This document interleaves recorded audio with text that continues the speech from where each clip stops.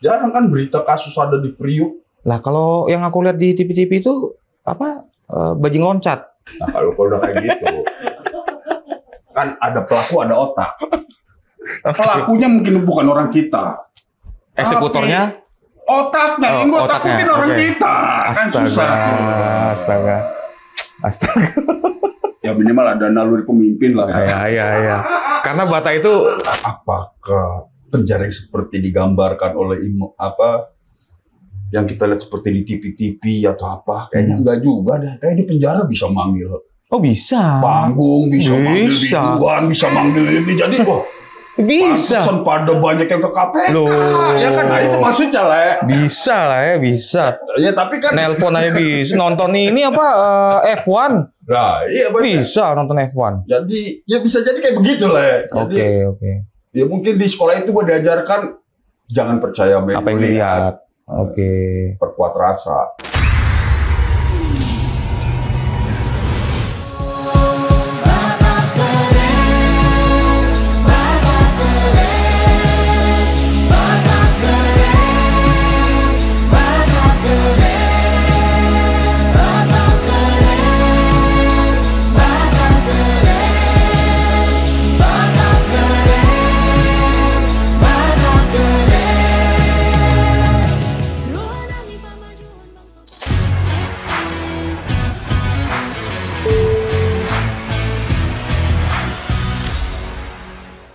Film atau sinetron apa yang berkesan menurut Lae? Yang pernah Lae ikutin? Kayaknya sama aja lah. Semua aja, berkesan lah. Jadi di dalam produksi yang buruk pun juga ada kesan positifnya. Jadi sama aja lah ya bahwa ya kalau dari gua kan emang bagaimana kita mencintai profesi, mencintai apa yang kita kerjakan. Jadi ketika gue melukis ya emang karena gue senang melukis, ketika berakting karena gue senang acting. Jadi mengedepankan apa yang gue suka. Yang suka ya. Memang jadi lebih bosan begitu lah ya. Bukan yang dipaksa gitu. Bukan karena gini, sorry. Ada yang udahlah yang penting aku dapat duit. Itu kali harus gue pelajarin kali lah. Iya. Bagaimana cara? Gitu. Banyak kayak gitu. Ya karena ya kita dulu kan emang gue nggak ada. Ketika diajak temen nih atau diajak abang-abangan, gue nggak nanyain gue dibayar berapa, gue pasti mendapatkan sesuatu. Yeah. Oh begini cara mengelolanya, oh begini cara bikin produksinya, oh begini. Jadi emang jatuhnya kayak mungkin kayak konsep magang kali ya. Ketika dalam praktek gue bisa belajar banyak. Oh berarti mindset lah ya bukan ada cuan nih, duit nih. Ayo bang, ikut bang gitu. Ada duit tapi dikit, ya berapa? Oh tetap dong. Angka, bahwa itu kan tetap mengikuti lah ya, dalam arti kata, iya nggak nggak kalah-kalah banget, kayak gitulah. Nah terus aku pernah lihat lah itu main sinetron tukang bubur naik haji. Oh ya. Sebagai Bang Badar. Ya. Apa yang lihat dari sosok Bang Badar ini dalam sinetron itu? Badar ini kan kalau ini kecelakaan sih lah ya sebenarnya lah ya. Maksudnya kecelakaan gini lah ya. Itu yang tadi karena diajak abang-abangan juga? Bukan. Ini udah yang diajak abang-abangan itu kan embrio lah ya. Ketika akhirnya banyak teman-teman sutradara atau apa di luar jadi ibarat gulungan makin gede nih Le. Nah, dan harga Le pun udah naik tuh ya. Iya. Udah ada red card-nya lah ya. Jadi yang meranin Badar ini udah ada sebelumnya. Jadi ini ada tokoh Badar. Wah, cuman yang harus mainin orangnya lagi syuting di tempat lain ya. Waduh, cari aja orang lain dah. Ditelepon ada orang lain. Oke, gue berangkat ke Cibubur. Cuman gue masih di Serang atau di mana gitu. Nah akhirnya kebetulan temen juga nih. Tim produksinya. Ada orang kantornya Sinemart. Baso. Wah, itu orang baik tuh. Walaupun lucu. Orang baik yang lucu. Almarhum Baso. Lalu di mana? Nih ada peran nih. Lu mau kan? Ngomong-ngomong dia Deal, ya oke, berangkat. Nah, gua dari Tebet ke Cibubur nggak nyampe setengah jam. Gua duluan nyampe dari orang yang pertama tadi. Oke. Akhirnya orang yang pertama tadi nontonin gua lagi syuting. Gua bilang, aduh Tuhan, nggak enak juga gua dalam posisi itu. Tapi akhirnya bisa jadi emang peran yang mencari karakter yang mencari pemerannya mungkin. Jadi ya udahlah, akhirnya gua dapat peran Badar itu setelah melalui 2 fase tadi itu. Oke. Pemain yang aslinya nggak bisa, pemain yang harus dipanggil pertama datangnya telat. Oke, tapi Le udah sempat mendalami karakter si sosok Badar ini nggak sih? Gua baru tahu perannya aja begitu di lokasi lah. Dan harusnya kalau memang udah ada pemeran Badar sebelumnya, kan secara face atau wajah kan beda. Ini peran baru ada, tapi pemain yang harusnya udah disiapin lah. Belum pernah take. Yang tapi toko buat ini tokonya. Jadi tokonya itu si Dari Empat Sekawan. Yang jadi Mahmud. Akhirnya dibikin peran baru Mahmud. Untuk temennya Badar. Iya, yang peran awal Badar dia tuh. Wah, rezeki layak berarti pada saat itu. Ya emang. Ya kan? Total berapa episode itu? Kayaknya salah satu sinetron ini juga kan itu? Ya. Terlama ya. Ojek Pengkolan ribuan kan ya? Ribuan episode kalau nggak salah. Ya, kita ribuan juga lah ya. Juga, cuman berapanya itulah emang bagian data statistik emang gua dari dulu emang harus. Ya pokoknya layak merankan aja gitu ya. Ada callingan syuting aja gitu. Ya emang jadi kayak tempat buat gua sekolah sih. Dan gara-gara sinetron itu, Le lebih tergambar sebagai sosok Badar. Ketika kita melakukan suatu kegiatan terus-menerus, ala bisa karena biasa ya kalau orang Batak bilang tuh, ya kita akan menjadi. Sekarang kayak gue karakter itu ya. 5 tahun aja ya kan tiap hari syuting. Bari, kemana kabar lu Bari? Gue denger nih. Iya, Haji Muhyiddin. Benar.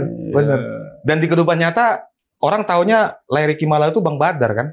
Positifnya ternyata peran yang gue bawakan menyimpan impresi di penonton. Menciptakan karakter. Iya, negatifnya adalah wah gue harus lompat nih. Sulit nggak sih, Le? Membuang citra kan udah nggak ada lagi sinetron itu ya? Kan sebenarnya bukan sulit nggak sih membuang? Oh ya kita kan mencoba menyelami setiap peran, ntar bikin ini lu jadi pengusaha kontrakan, ntar perannya lu jadi banci, perannya jadi seiring waktu ya mungkin bisa bisa berganti-ganti lah. Tapi itu kalau di luaran itu, itu aku pernah ngomong, itu orang Batak ya gitu. Itu Batak, Bang Badar itu orang Batak gue bilang. Ya mungkin karena tadi si penonton itu melihat dan mungkin karena sering juga di acara TV itu kan, karena episode-nya lumayan banyak itu, banyak lah aku bilang. Dan Citra Lai itu terkenal sebagai Bang Badar. Iya, Bang. Dengan cirinya Lai, ini Bang Badar nih, gitu kan. Oke, kalau film Garuda di Dadaku jadi apa Lai? Garuda di Dadaku sebenarnya tuh itu yang film bulu tangkis itu bukan? Oh, jadi guru lukis ya? Oh, bola. Guru lukis gua lah. Guru lukis. Itu ini juga karena pemerannya telat. Enggak, memang udah di casting sebelumnya. Kagak lah. Gua inget tuh asisten sutradaranya yang nelpon gua. Karena nggak ada pemain. Orang Batak. Kinoy, gua manggil Kinoy, namanya Asari Lubis nama. Oke. Pagi-pagi, gue ditelepon sama dia. Lah lu di mana? Gue di Tebet, friend. Kontrakan gue waktu itu di Tebet.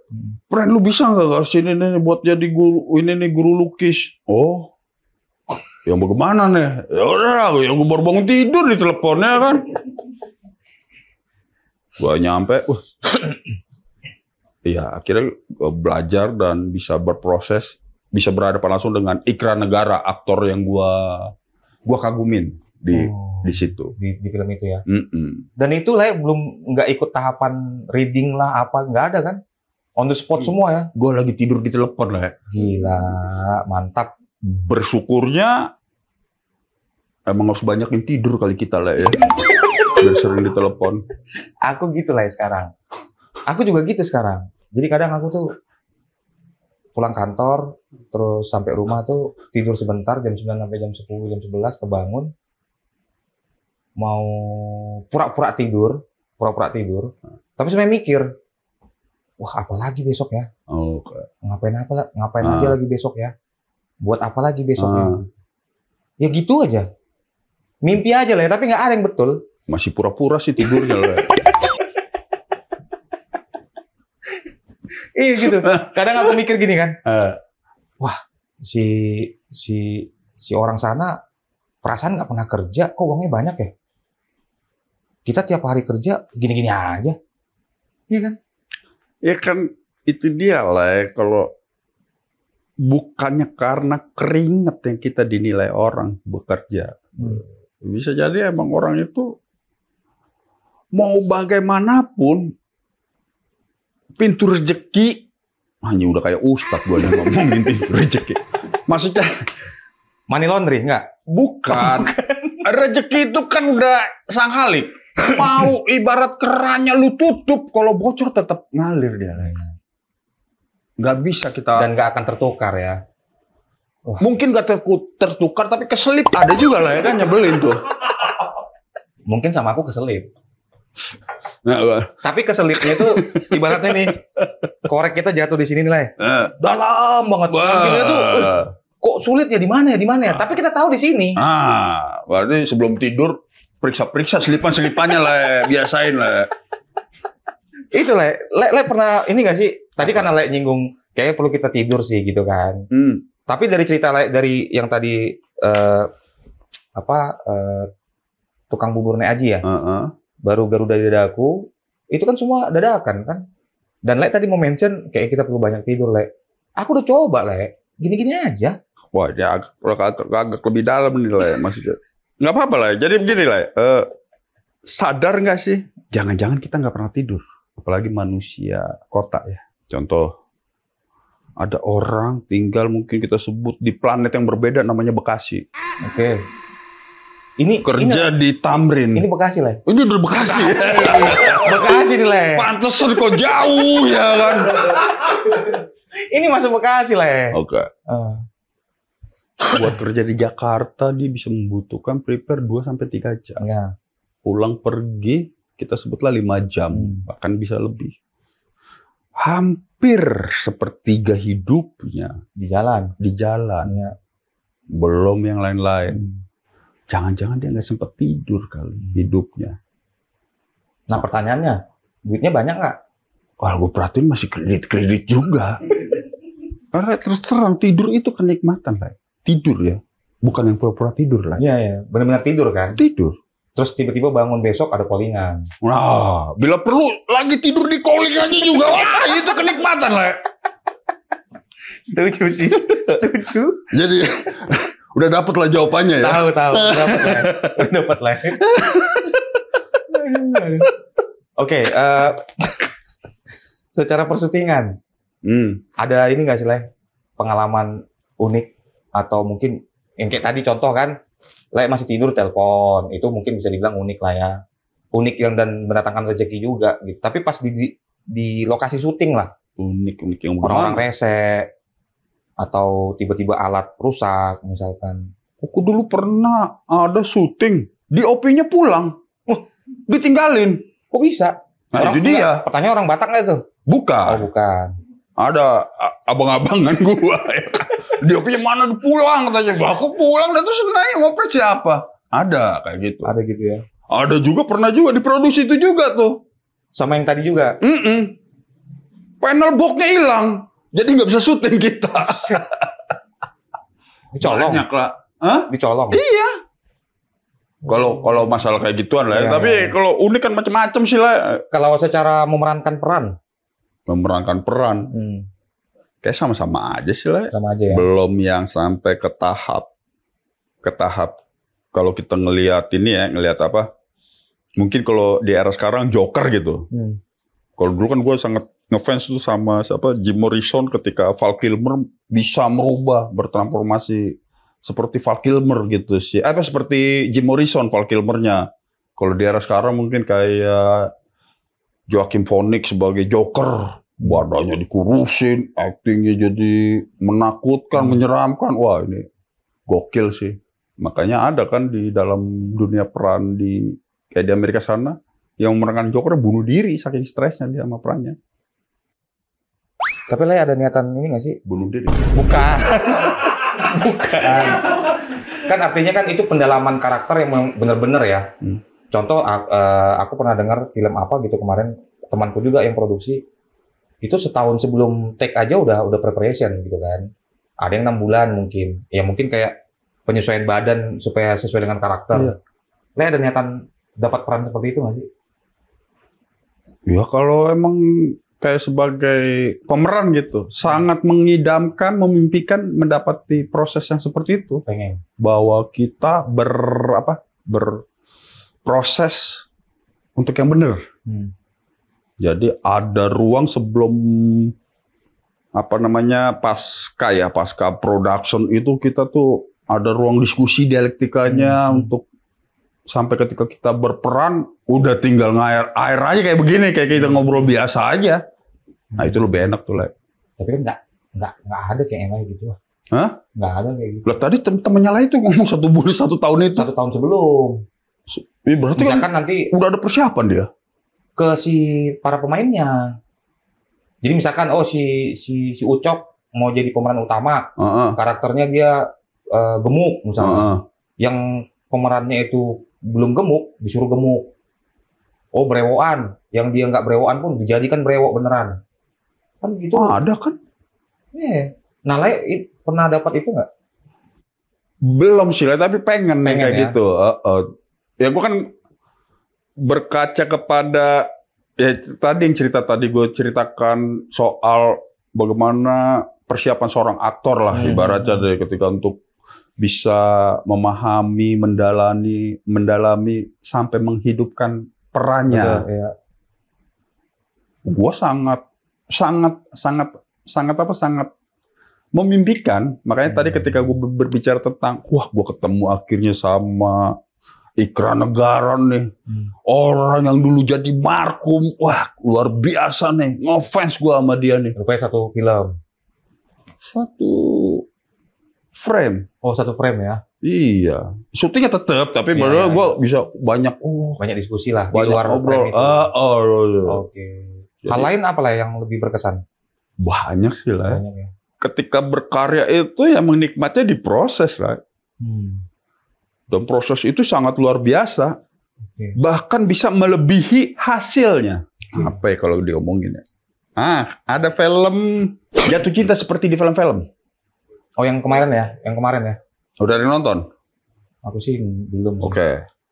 Itu bercerita tentang film behind the scene yang ternyata jauh lebih berwarna dan lebih dinamis dibandingkan filmnya sendiri. Nah itu dia, ketika proses itu, makanya gue bisa ketemu, wah Ikra Negara, wah El Manik, wah gila Nani Wijaya, wah yang waktu gue kecil gue tontonin di TV atau di layar lebar. Sekarang ada di depan gue, main bareng. Ada yang belum kesampaian nggak sama lain? Oh ini kayaknya aku ingin banget aku main sama si Butet. Kepengenan susah juga sih, karena ya, siapa tahu nanti malam tidur, besok pagi ada bangun telepon gitu ya. Iya. Lau, ini Lionel Messi mau ke Jakarta nih.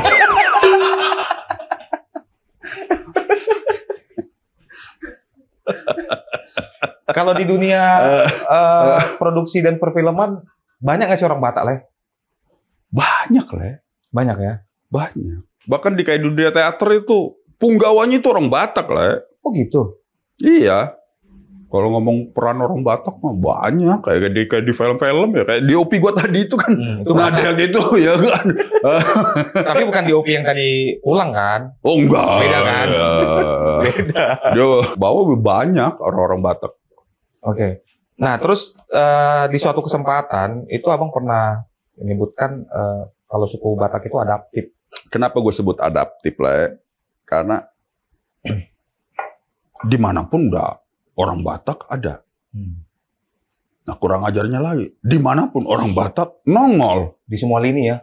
Di semua lini nongol. Di semua level juga? Ya akhirnya kan ada. Pengen udah mengatur negarawan, tapi yang ngomong orang Jawa gitu ya kan. Jadi mereka ikut-ikutan Iya, Mbak. pernyataan itu kan? Ya bisa mengaminin. Ya emang.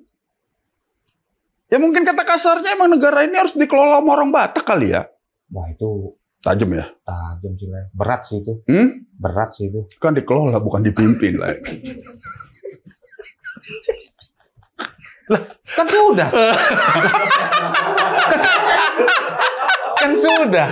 Iya kan? Sudah lah. Sudah kalau itu. Top of the pop, top lagi. Iya.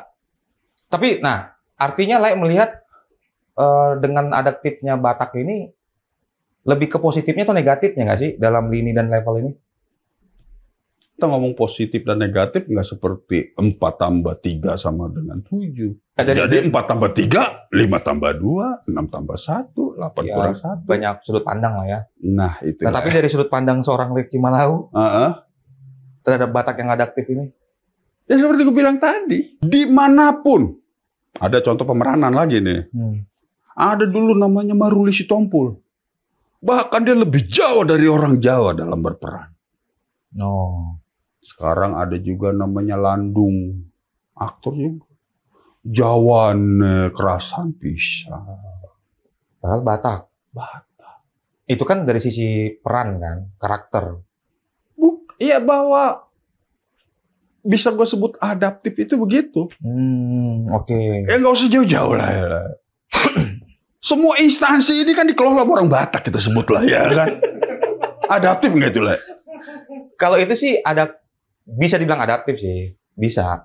Ada cerita saudara temanku ya, saudara temanku nih Batak, levelnya level bawah lah.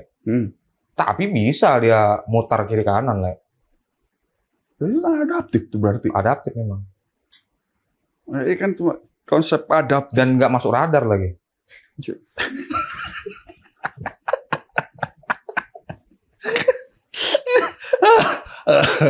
Ya itu. makanya aku bingung lah kan. Jadi gini. Sebenarnya aku pribadi merasa juga adaptif, ya kan. Contoh, aku mengawali karir itu di dunia IT lah aku bilang ya. Semua kulakukan sendiri. Ya, kebayang. Dari meeting ke klien sendiri, ngedesain sendiri, ngedevelop sendiri, invoicing sendiri, nikmatinnya sendiri. Bahkan pernah suatu ketika ini badan basah semua, naik ojek, nagih di sebuah perusahaan yang di menara mana gitu, di parkiran nyari tempat rokok gitu kan, atau tempat teduh, nempel ini. Wow, di parkiran gedung kan tambah panas lagi, tambah keringet lagi kan? Bukan lagi lah, pakai materai. Nempel materai pakai air liur. Tapi biasa-biasa aja lah, gini-gini aja. Sama lah kita kayak ngelihat Batak-Batak di balai kota itulah ya. Oh iya banyak tuh. Iya kan kerjanya bawa amplop kalau waktu gua kecil gitu lah ya. Wah. Banyak tuh. Aku pernah lihat di Jakarta Timur. Tulang ada proyek ini. Waktu dulu masih 500-600 juta. Jadi sebenarnya yang ku bilang tadi yang kami ngomongin orang, itu di situ. Balai kota. Iyo kantin. Namanya aja kan balai kota DKI Jakarta, ya kan? Jangan-jangan balai kota Pagurawan itu. Apa sih borong-borong? Jadi ya itu tadi lah si Panggaron kan. Banyak aja deh kawan ini. Cembet lah ya. Apa sih proyek kawan ini kan gitu lah ya. Ngomong aku sama kawanku pakai bahasa Batak. Aku orang Batak lah ya kata. Iyo masuk ya kan. Ya emang itu dia lah ya mungkin ibarat bukan cecek kali ya kalau Batak itu kalau binatang mungkin belut kali lah ya. Licin. Oh, lebih ke sana ya. Kalau dalam arti kata ditangkap sulit. Ya emang bukan buat ditangkap. Ya kan. Nah, oke, tapi menurut Laila dulu. Ini kita bicara pemerintah, Le. Oke. Wah, ya, kita ambil bidang pemerintah ya. Biar nggak kita ambil contohnya aja case. Seandainya pemerintah ini dipimpin, tadi kan Lai udah bilang dikelola kan. dipimpin sama orang Batak. Apa jadinya? Gila, ketika kita semakin satu orang satu suara, jadi nilai lu dihitung jumlah orang lah. Oke. Bukan dari kompetensi, kapasitas. Semakin lu populer, lu semakin mudah untuk bisa unggul. Kelemahan kita kan bukan mayoritas lah. Maksudnya mayoritas di sini dalam hal jumlah ya. Tapi secara kompetensi? Kan yang dihitung kan suara. Suaranya kan. Kompetensi emang dihitung dari suara lah ya. Enggak kan lah ya. Gue terus terang orang yang sangat anti demokrasi dalam arti satu suara, satu orang ya. Karena ya maaf kata nih. Ketika kita berpikir sebagai pemerintahan kan orang yang butuh dalam pemikiran dan tindakan kan. Jadi suara pencopet, suara tukang bakso sama dengan suara seorang profesor atau suara jenderal gitu. Ini dalam hal demokrasi. Ya, jadi udahlah. Bahkan gue saking gue ekstrim menilai, gue mimpi dalam kondisi pemerintahan sekarang yang paling benar emang udah mungkin rejim kali kalau gue. Kenapa bisa lama Belanda menjajah kita? Kita sebut menjajah ya. Padahal kalau menurut Belanda kita mengelola. Ya. Ya kan? Karena Belanda lebih tahu orang Indonesia. Karakter orang Indonesia. Kenapa dulu para tokoh-tokoh atau para pemuka-pemuka masyarakatnya di balai kota dieksekusi? Biar rame orang-orang pada ngeliat, biar jadi contoh. Kelar itu. Orang-orang pasti kena shock terapi. Ya mungkin di Orde Baru ada namanya Petrus kali dulu ya. Aku pernah dengar tuh. Tembak-tembakin semua orang tuh. Para Bromocora, Gongli. Adem langsung tuh. Besok yang koruptor ditembak mati di gedung DPR. Jejerin ada 200. Bulan depan ada 200 lagi tembak mati. Nggak nyampe setahun. Wah, besok kita kuliah bisa gratis. Masuk rumah sakit gratis. Menjadi pemimpin juga yang dilihat kompetensi. Ya mau nggak mau lah. Ditembak. Makanya gue pernah punya mimpi lah. Mimpi gue besok pemimpin-pemimpin kita bakal mengeksekusi para koruptor. Besok abang gue ternyata ikut dalam koruptor itu, ditembak mati juga. Kita nggak marah. Kita malah senang. Karena dengan matinya koruptor bisa ngebebasin ratusan, bisa jutaan orang Indonesia. Sekarang kemana-mana mahal. Ada pajak inilah, ada pajak inilah. Bukan kita nggak percaya pajak. Kita nggak percaya sama orang pajak, masyarakat.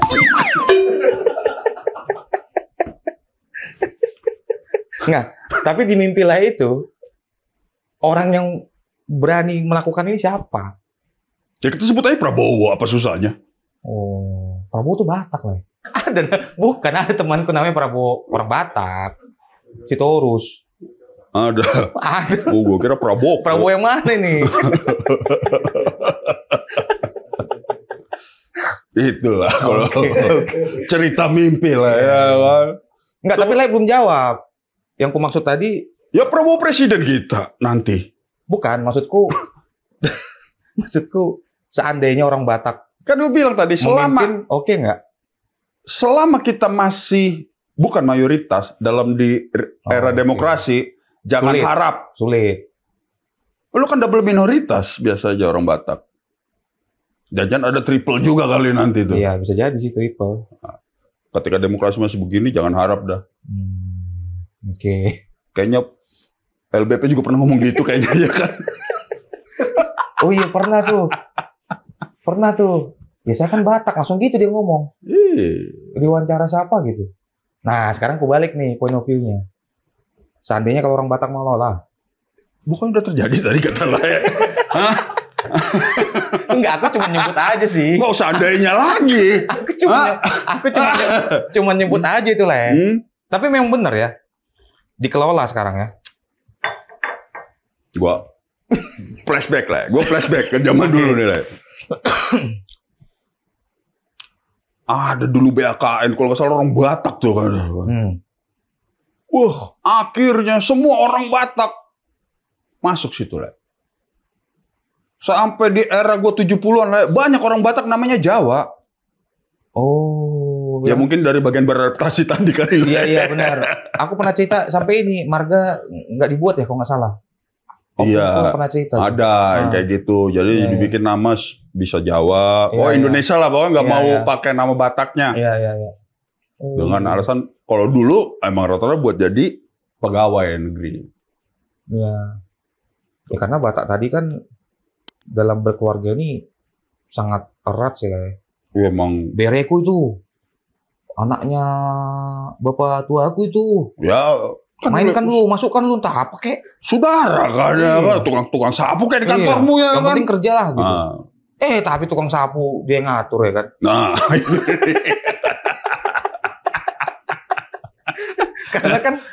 karena kan nggak mau diatur, maunya ngatur kan. Ya itu dia. Ya emang kadang kan gini lah, bukan nggak mau diatur lah. Kadang gue berpikir gini, kalau lu nggak bisa ngatur, biar orang lain yang ngatur. Nah kecenderungan orang Batak mengaturnya itulah. Udah diatur nggak mau, tapi pengen ngatur. Bukan nggak mau. Kalau emang peraturannya bener, orang Batak pasti bakalan ini. Wah ini nggak bener nih. Oke. Udah kita yang ngatur. Padahal memang benar kan?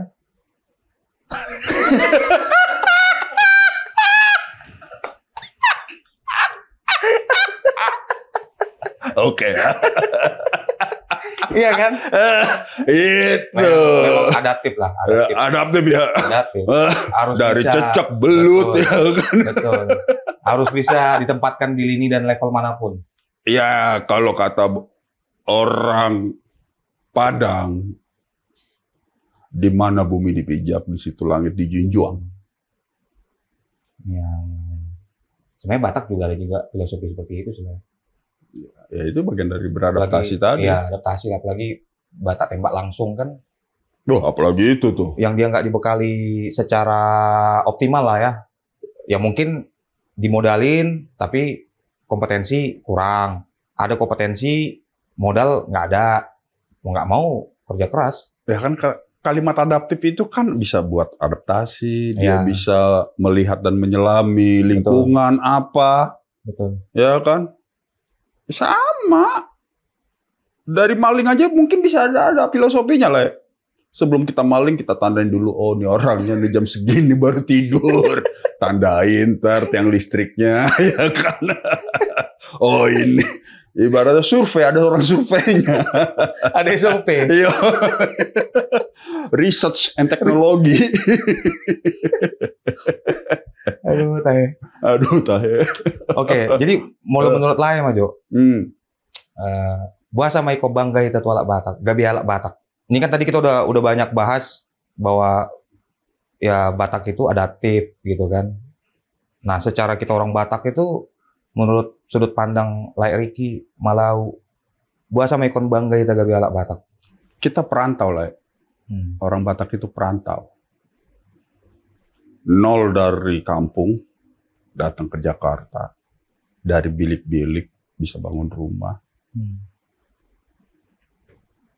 Kesimpulannya Batak itu petarung lah. Oke, fighter ya. Nggak ada yang nggak bisa buat orang Batak. Bisa gini-gini. Bisa dulu aja ya kan nantinya. Ya bisa kan dulu aja gitu. Iya, untuk nanti gimana, nanti aja lah itu. Di situ gue bangga lah. Dalam dunia kekaryaan atau dalam gue berproses, secara nggak langsung seniman adalah Tuhan bagi karyanya sendiri. Ya mungkin buat yang lain nanti dengernya, wah nih menista agama nih nanti bisa jadi mengkreat apa, membuat yang ada dalam pemikiran bisa kita gambarkan, bisa kita hidupkan dalam peran, bisa kita bawakan dalam lagu. Wah suara burung ini enak ya, suara air di jam segini enak ya suara ini kalau komposisinya. Nah, ya mungkin Tuhan waktu itu bekerja seperti itu kali ya. Sama tadi bro, bisa bikin film gini, bisa ya kan gue lagi tidur bisa. Petarung mungkin karena gue ngelihatnya suatu kebanggaannya di situ lah ya. Hanya sebagai petarung, Lek bangga. Menjilat? Bisa, gimana tuh? Hah? Astaga. Oke, terus menurut Laila lu, gimana lah kita melestarikan budaya Batak ini? Kan tadi Laila kan kalau kita tarik ke belakang tadi Laila seorang seni rupa. Iya. Meng-create something gitu kan. Maksudnya bisa melukis aku, bisa melukis rumah. Gitu. Nah, dalam sudut pandang Laila, cara melestarikan budaya Batak tuh, apalagi sekarang udah zaman ini loh, zaman sosial media, zaman dikit-dikit viral, modern gitu. Belum lagi dari sisi lagu mungkin EDM gitu kan. Kan kembali ke masalah adaptif tadi lah ya. Kayak gua dibesarkan dalam lingkungan keluarga Batak, yang gua dengarkan mungkin era itu ya Lasidos, Trio Friendship, Rita Butar-Butar, Christine Panjaitan, pasti hal-hal yang berbau Batak di rumah gua sering banget tuh di setel tuh. Oke. Sampai sekarang gua masih mencari-cari apa yang pernah gua dengar itu selalu dalam apa namanya perjalanan hidup gue masih, gue dulu dengerin lagu, Nahum Situmorang ternyata. Nahum ini siapa ya? Ini siapa? Secara nggak langsung, ngapain perlu dilestarikan toh kita atau gua udah tumbuhkan ya, udah dikasih bibit-bibit, tinggal gua nyari sendiri. Kayaknya makanya budaya Batak nggak perlu dilestariin kali ya, karena mudar itu kan udah jadi lah. Oke. Udah jadi. Mungkin kan itu di angkatan lain atau mungkin di angkatanku begitu juga gitu kan. Tapi kan di milenial Gen Z ini kan masih banyak kok, ada grup Batak apa itu bawain lagu-lagu Batak, terus ada yang itu viral yang apa makan ikan kol lagi apa sayur anjing. Terus anak Medan apa itu, bahkan temen gua ada namanya Ucup ya, kan bukan Batak pasti kan tuh, yang bikin acara pesta pora. Bikin segmen Batak dia. Oh iya, kemarin ada tuh. Ya akhir-akhirnya malah gue perhatiin, wah gue jatuh cinta sama Batak lah. Waduh, udah belaga Batak lu kayak sekarang lu. Kalau gue bilang mah keren, Batak itu keren lah. Ya, makanya kalimat lestari itu ngapain dilestarikan ya? Oh berarti maksud Lae biar aja, jalan aja, ngalir aja. Jalan aja lah. Toh kita udah Batak sendiri gitu ya. Kalau yang gua rasain begitu loh. Pernah. Nih si Ucup lagi nih lah. Kebetulan teman dia. Aku pernah ikut ini seminarnya Ucup. Oh ya? Dia yang buat pesta pora. Aku itu tuh. Oh gitu. Bayar tuh. Serius? Ada Zoom. Oh. Ada event. Hebat berarti dia tuh. Mantap Ucup. Nah, emang kita kenal dulu teman main, teman nongkrong. Lau, gue pengen bikin acara Batak nih Lau, di ini Duck Down. Lu dateng ya? Iya benar. Aduh, males banget tapi ya udahlah, karena brandnya kan. Gua datang ke Duck Down. Wah, yang datang Batak-Batak milenial semua. Mana jemputannya pakai? Wah, gila. Tajam berarti. Kan tiket itu lah, pakai tiket itu. Oh, tiket itu? Tiket lah. Ya gua masuk aja sih. Ya kan tadi gini, friend sama Ucup. Kalau yang lain mah tiket lah. Tapi memang yang lihat itu daerah Senopati kan? Iya. Iya kan? Buat ini Batak-Batak wangi semua nih. Ya, duit. Ntar gue pengen bikin lagi Lau di sini Lau.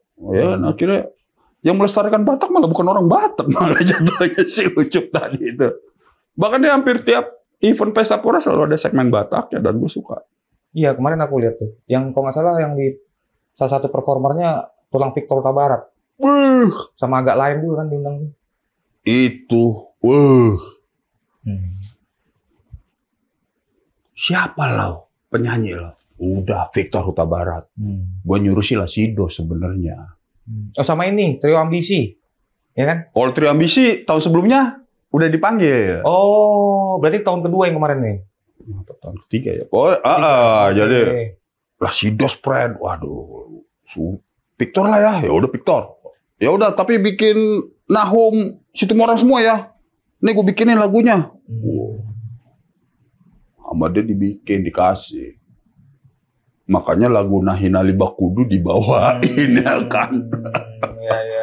Walaupun gue yakin banyak yang pada gak suka sama tuh lagu. Nah, tapi kan itu dari sisi seni ini lah, apa ya, mungkin cara orang berbicara, lagu, atau film. Film anggaplah kemarin yang ngeri-ngeri sedap lah kita bilang. View-nya Danau Toba gitu kan. Tapi dari sisi mungkin melestarikannya dari sisi artefak atau aksara. Atau apa ya, pembicaraan sehari-hari lah gitu. Menurut saya gimana melestarikannya untuk anak-anak muda sekarang ini? Nah sebenarnya kalau ini pertanyaan untuk para pemangku kekuasaan sih lah sebenarnya. Kalau pertanyaan bagaimana buat anak-anak sekarang ya kan. Lagi ke pengelola. Karena gini, kalau gue kan orang bebas dengan view yang liar mungkin kali lah. Jadi kayak gini lah. Laya sadar, gue sadar Batak itu keren. Jadi mau diapain lagi? Biarlah keren dengan sendirinya ya. Kecuali dia pengen keren sendiri. Ada juga kan Batak kayak gitu kan. Pengen diakui keren. Ya, paling keren ya kan. Batak tuh paling suka kayak gitu. Astaga. Kalau ada juga, ada juga. Banyak lah. Jadi kayak ngomongin aksara Batak. Itu anak-anak sekarang lah. Bahkan dari mereka gue belajar. Gue bisa tahu. Kayak gue di Blok M tuh. Lau nih ada kaset-kaset Batak nih Lau nih. Wah, dapet gua nih edisi Litonga yang versi album yang di belakang apa? Di depan rumahnya tuh. Oh, rumah adat Batak. Rumah adat Batak itu yang baris tuh. Wah, gila ini nih gua cari dulu nih, bapak gua sering banget nyetel ini nih. Udah terjalin lah ya. Iya, apalagi aplikasi udah ada bilang. Aku mau buat kalimat ini keluar aksaranya. Iya kan? Iya, kan itu kan apa proses ibarat kalau komputer keyword ya jalan cepat lah ya. Tapi kan maksudnya shortcut. Secara yang bisa gua ceritakan karena pengalaman emosi karena emosional. Jadi tentang edisi Litonga, tentang Rintu Arab atau tentang Lasidos bahwa ada bunyi-bunyian yang pernah gua dengar dulu dan perjalanan hidup gua ternyata masih mencari bunyi-bunyian itu yang nggak sempat ke detect gitu ya. Jadi tetap secara nggak langsung ya, gue sendiri mungkin melestarikan Batak, walaupun untuk gue pribadi gitu lah. Ya walaupun mungkin masih sekelas mungkin ya buat diadain di pesta pora gitu. Tapi aku pengen banget loh itu acara pesta pora itu paten sih lah. Salut serius. Pengen banget aku. Ya emang. Sampai aku seperti yang aku bilang, aku ikutin Zoom-nya webinarnya Ucup. Gimana cara Ucup dari, kalau nggak salah Synchronize juga kan? Ya dulu dia di Synchronize dia sama David Karto. Ya teman-teman juga lah. Makanya kita ini juga lah ya, bulan 9 tanggal 7 ini kita coba buat festival konser Batak. Di Balai Sarbini. Oh, Balai Sarbini tanggal 7 September BK Fest 2.0. Ini tahun kedua kita. Melestarikan juga musik dan lagu Batak gitu. Ya nanti untuk Dongan BK bisa beli tiketnya di tiket apa saja, nanti dibuat di sini ya John untuk QR code-nya. Nanti lah ikutlah. Nanti kundang. Siap. Di Balai Sarbini tanggal 7 September 2024. Seneng gua kalau ada perhelatan Batak. Nah, performernya itu ada Leodra, ada Style Poise, ada Shantare Foundation, ada Jun Munte, ada Natales Trio, Maxima, sama Estak Brothers. Oh, Estak Brothers. Ada 8 performer kita lagi. Wah, itu kan udah melestarikan tuh. Ya, ngapain kan perlu dilestarikan lagi? Cuman kan dari sisi lagu atau musik gitu. Oh, kayak udah adaptif loh. Kayak jangan-jangan lagu apa makan kol itu jangan udah ada versi campur sarinya kali. Remix sudah ada. Nah, ya, versi koplo udah ada kali. Nah, itu kan berarti kan ada lah ya. Nggak usah jauh-jauh deh, Le. Edisi Litonga itu pernah bawain lagu Padang, Le. Dan si Jimmy, ibunya, lebih suka yang nyanyiin, bukan Edisi Litonga, Cara Suta Galung. Oh, Cara Suta Galung. Bawain lagu Padang. Padahal jelas-jelas Huta Galung di belakangnya ya kan, bukan orang Padang. Tapi kalau menurut ibunya Jimmy, dia lebih bagus dari Tia Ramon. Ada tuh juga kan? Iya, iya. Atau Edi Silitonga pernah bawain Romo Onomaling Ya. Jawa. Jawa itu. Terus Trio Ambisi.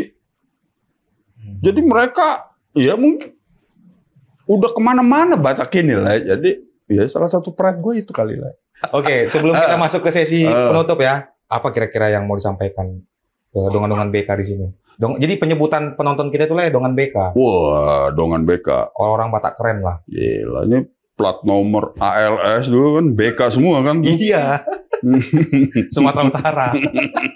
PMH ya kan. PMH, ALS, Pemtoh ke Aceh ya kalau nggak salah. PM tuh Aceh. Aceh. Ya dulu Makmur. Oh, ANS. Liberty. Oh, Liberty disebut tuh. Temannya ini, temannya si Patrick. Ya apa pengen gue sampein? Kayak dari tadi gue sampein kayak kita Nggak, ngobrol. mungkin ada pesan Dari Lae ke dongan-dongan BK. Jadi kuliah tuh banyak yang mungkin dari sisi orang kreatif lah. Ini kita angkat Lae seorang seni lah, kita bilang kan. Mungkin cepat bosan melakukan hal-hal yang kreatif tuh. Wah, nggak kerja nih, nggak works nih. Aku udah capek gini, tapi nggak viral, nggak naik kontenku misalkan. Atau dia mau niatannya mendalami seni peran misalkan, tapi bosan, nggak lah, nggak di calling pun. Nah, sementara Lae tadi udah cerita, Lae tidur, Lae ditelepon gitu loh. Ya. Belajar dari proses, menghargai sebuah proses, dan percaya pada proses. Berat nggak sih kalimat itu, Lae? Enggak lah. Jadi kalau gua pernah nyimpelin begini lah, kerjakanlah yang kau cintai dan cintailah yang kau kerjakan. Yang kau kerjakan. Oke. Kita nggak tahu kapan kita datang rezeki, tapi kita siap nggak ketika momentum itu ada. Ya kita belajar dari Batak-Batak balai kota aja lah. Yang penting datang aja. Bisa ya kan. Nongkrong tempat kopi, kali aja ada yang nyamperin, ditanya selalu bisa. Bisa. Networking mungkin kalau bahasa anak sekarang kali ya, link. Apa. Relasi. Oke. Ya, poinnya sih lebih kepada tentang viral nggak viral. Iya. Akhirnya kan bisa bermata dua juga nih lah. Ketika lu nggak bagus juga bisa viral, tapi apakah lu mau melakukan yang nggak bagus? Apakah lu rela menggadaikan idealisme lu, proses lu untuk ngejar viral? Jalanin aja terus aja. Kayak tadi lain nanya, udah ada berapa episodenya ngobrol? Nah itu dia, gue kagak tahu nilai kok. Kayaknya gue Yang penting jalan dulu ya kan. Oke. Dan tiba-tiba rezekinya di situ. Amin. Kayak begitu sih lah, bahwa nikmatilah apa yang kau kerjakan. Bukan. Apa tadi? Cintailah yang kau kerjakan. Apa yang kau kerjakan. Kerjakanlah apa yang kau cintai. Itu dongan BK. Ya dari kalimat Sakti almarhum Mas Didi Petet sih gue belajar gitu. Oh, jadi berat ya. Berat sih kalau aku Lae.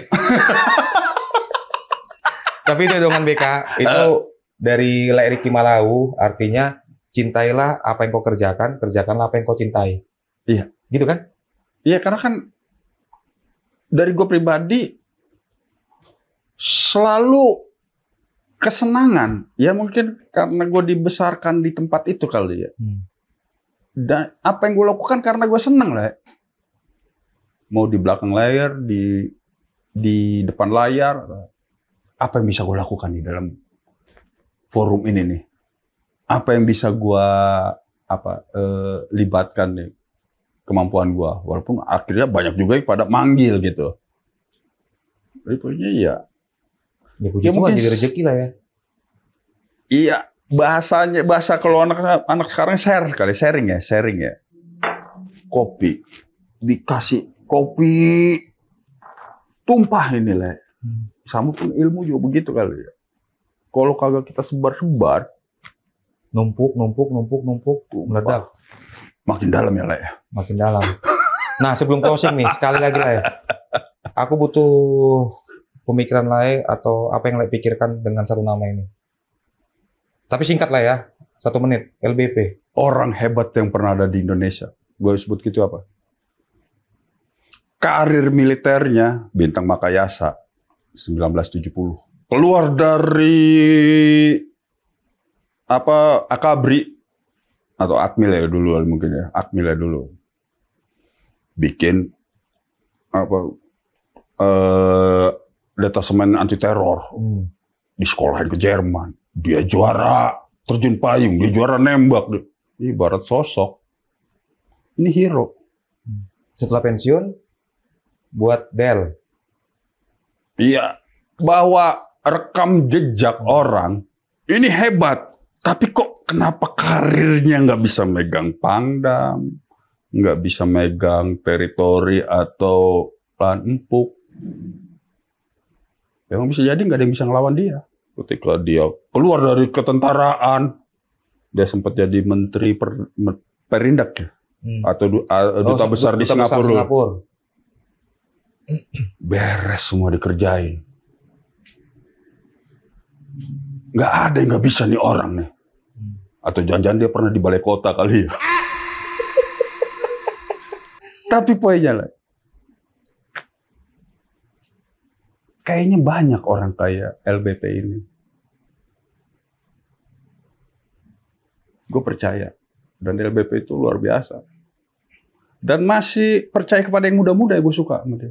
Dan itu salah satu seseorang yang kagumi juga di Batak ya?